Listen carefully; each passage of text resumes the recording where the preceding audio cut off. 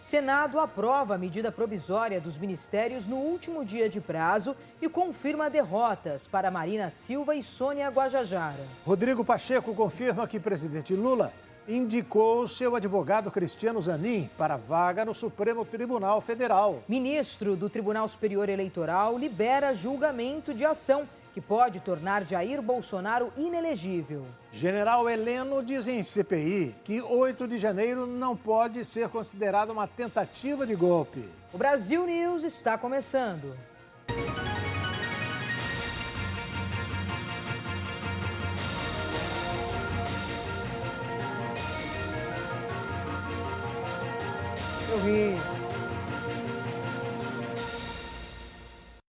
Na manhã desta quinta-feira, o Senado Federal aprovou, com 51 votos a favor, 19 contra e uma abstenção, a medida provisória da organização básica dos ministérios do governo Lula, mantendo as 37 pastas da atual gestão.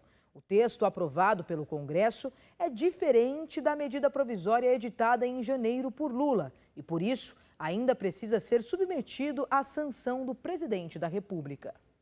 Encerrada a votação, determino a Secretaria-Geral da Mesa que mostre no painel o resultado. Votaram sim 51 senadores, não 19 senadores, uma abstenção. Aprovado o projeto de lei de conversão com ajuste redacional sugerido em plenário. Ficam prejudicadas a medida provisória e as demais emendas apresentadas. A alteração redacional será aposta diretamente nos autógrafos da matéria. A matéria vai à sanção. Será feita a devida comunicação à Câmara dos Deputados. Parte dos pontos alterados representa uma derrota para o governo. Isso porque, com as mudanças, as ministras Marina Silva, do Meio Ambiente, e Sônia Guajajara, dos Povos Indígenas, perderam poderes. Marina perde o controle sobre 3 sistemas de informação, de saneamento básico e não controlará mais o cadastro ambiental rural. Já Sônia Guajajara deixará de ter a gestão da demarcação de terras de indígenas, função que passará a ser do Ministério da Justiça pelo texto aprovado. A aprovação da medida provisória foi negociada, mas demorou a ser aprovada, pois, entre outros pontos, deputados reclamaram da articulação do governo. Ontem à noite, a Câmara também aprovou por 337 votos a favor e 125 contra a medida provisória que estabelece a estrutura atual de 37 ministérios no governo Lula. Sim, 130, não 337, uma abstenção, total 468. Passa essa discussão, lista de discussão para encaminhar. Entre os partidos que fazem parte da coligação do governo, PT, PDT, PSB, PSOL e Rede, todos os parlamentares votaram a favor do projeto. Já entre os partidos que ocupam ministérios como MDB, PSD e União, houve 20 votos contrários a esta nova estruturação do governo federal. A sigla com mais votos contrários à medida provisória foi o Partido Liberal, com 78 nãos. É importante que se diga e deixe claro que daqui para frente o governo, claro, vai ter que andar com as suas pernas. Não haverá mais nenhum tipo de sacrifício. Hoje, quem acompanhou a votação no plenário viu os discursos, as falas dos deputados nas bancadas que atenderam única e exclusivamente aos seus líderes. A proposta foi aprovada pelos parlamentares das duas casas depois de uma corrida contra o tempo da gestão petista. E quem tem mais detalhes sobre a aprovação da medida provisória da Organização Básica dos Ministérios do governo Lula é o nosso comentarista, Ney Gonçalves Dias. A liberação foi de 1 bilhão e 700 milhões de reais.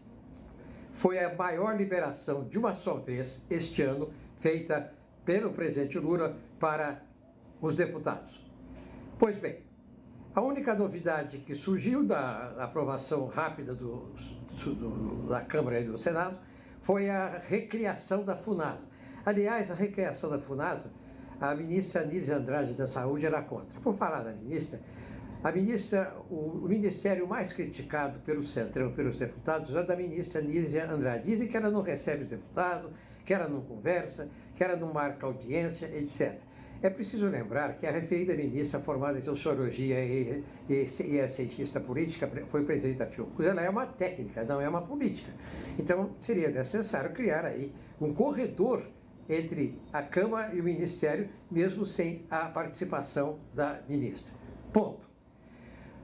O presidente da Câmara, Arthur Lira, concedeu, na hora do almoço desta quinta-feira, uma entrevista à Globo News, dizendo que o presidente Lula tem 130 votos na Câmara e que ele tem 330. Voltou a criticar a falta de coordenação política do governo, disse que ajudou muito e que não pediu em troca nenhum ministério nem nenhuma nomeação. O que ele disse é o seguinte, que não é toda hora que ele está disposto ou tem condições de fazer o que tem feito a favor do governo até o presente momento. O presidente da Câmara não mandou recado, ele deu o recado. Ponto. Pois bem, o presidente Lula estava profundamente preocupado e aborrecido na noite de ontem, embora ele dissesse que não, que estava calmo. Os seus aliados disseram que ele estava razoavelmente, porque a situação era crítica. Se não fosse aprovada a emenda da medida provisória, hoje o Brasil não tinha mais 37 ministérios, tinha 23. Como é que vai fazer? Era o caos político e administrativo. Pois bem, na realidade, o Centrão quer, e o presidente Lira e o Centrão, sabe o que eles querem? Eles querem um rearranjamento do Ministério, ou seja, uma mini-reforma. Eles dizem que tem 3 ministros lá que não representam os partidos e que esses ministros não têm voto, então que eles não têm nenhuma serventia para o governo sobre esse aspecto. O presidente do Senado, Rodrigo Pacheco, confirmou nesta quinta-feira que o advogado Cristiano Zanin será mesmo indicado por Lula para o Supremo Tribunal Federal. O presidente do Senado, Rodrigo Pacheco, confirmou nesta quinta-feira que o advogado Cristiano Zanin será indicado pelo presidente Lula para a vaga aberta com a aposentadoria do ministro Ricardo Lewandowski no Supremo Tribunal Federal. Pacheco disse que se encontrou com Zanin na quarta-feira. Sim, eu me encontrei ontem com o Cristiano Zanin. Ele será o indicado pelo presidente da República para a vaga de ministro do Supremo Tribunal Federal. Essa mensagem deve chegar hoje ao Senado e, chegando, nós vamos encaminhar a Comissão de Constituição e Justiça. Eu já conversei com o presidente Davi Alcolumbre, que dará o andamento à mensagem na Comissão de Constituição e Justiça. Vai fazer a sabatina, a apreciação do nome e vamos submeter ao plenário do Senado Federal a partir desse exame da CCJ. Avalio positivamente alguém que reúne condições e tem os predicados para ser ministro do Supremo Tribunal Federal, e essa é uma avaliação, obviamente, que o colegiado do Senado terá a oportunidade de fazer. Cristiano Zanin é advogado há mais de 2 décadas e se notabilizou por defender Lula nos processos penais da Operação Lava Jato desde 2013. O presidente chegou a ser condenado e preso, mas teve as condenações anuladas pelo Supremo Tribunal Federal após recursos assinados pelo advogado Zanin. O senador Plínio Valério, do PSDB do Amazonas, defende o mandato fixo para ministros do Supremo Tribunal Federal. Ele diz que a demora na indicação do substituto de Ricardo Lewandowski prejudica as votações da Corte. Às vésperas da indicação de um novo integrante para compor o Supremo Tribunal Federal, uma proposta de emenda que estabelece um tempo de mandato fixo para os ministros do STF volta ao centro dos debates. O que está circulando é a nossa PEC, é a única PEC que hoje circula aqui que limita em 8 anos. Eu até encontro colegas, senadores, que dizem, 8 anos é pouco. Eu falei, não tem problema, 10, 12, a gente tem que fixar o mandato. Então, eu acho que os meus 8 anos acabam não prevalecendo no final, mas o importante é votar e ser fixado esse mandato. Para o autor da PEC de 2019, senador Plínio Valério, do PSDB do Amazonas, a demora na indicação de um substituto de Ricardo Lewandowski prejudica as votações da Corte. Está acontecendo agora o que a gente temia também. Lembra o que aconteceu com o André Mendonça? 5 meses, 6 meses. Está acontecendo agora. O Lewandowski já saiu há quase 50 dias. Nessa PEC, a gente limita também o tempo que o presidente tem para indicar o novo ministro. Vagou 30 dias. O Senado tem até 120 dias para sabatinar e aprovar. Aí o governo passa a ter 10 dias para nomear de vez. Então, a gente não teria esse problema que está acontecendo agora com a ausência do Lewandowski. Imagine só, a Corte funciona com 11 ministros. né? Corte pequena. Quando sai um, é um desfalque grande. Plínio também falou sobre a indicação de Zanin. Repito, Lewandowski saiu há 45, 50 dias e até agora não se nomeou o novo ministro. Com o sinal de que será o Zanin, que vai ter dificuldade em passar, mas acaba passando, aí a gente deve ganhar um grande aliado do governo. O Procurador-Geral da República, Augusto Aras, disse ser contrário à lista tríplice para escolha de cargos como o dele. Vamos acompanhar. Ao jornal Folha de São Paulo, o Procurador-Geral da República, Augusto Aras, disse que cargos contramajoritários como o dele não devem ser submetidos ao voto dos pares.